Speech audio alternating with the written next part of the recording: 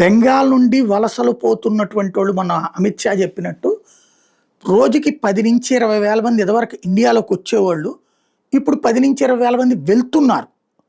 అదే సందర్భంలో ఇంకా నిలబడి ఉన్నటువంటి వాళ్ళని పట్టుకుని తీసుకెళ్ళి డిటెన్షన్ క్యాంపులో పెట్టి ఆ తర్వాతన అఫీషియల్గా వెనక్కి పంపిస్తున్నారు.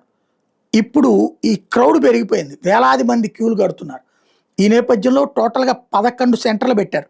Detect, delete, deport.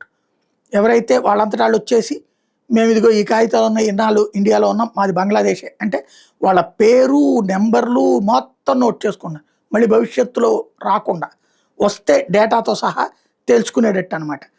ఇలాగ 11 కేంద్రాలు పెట్టారు. మన ఎయిర్పోర్ట్లో కనుక ఈ టికెట్లకు సంబంధించిన కౌంటర్లు ఉంటాయి కదా, పాస్లు ఇచ్చేవి, అట్లాగా పెట్టారనమాట. ఇప్పుడు ఈ కౌంటర్ల ద్వారా ప్రతి ఒక్కళ్ళని నోట్ చేసుకుని మరి బంగ్లాదేశ్ తిప్పి పంపుతున్నారు.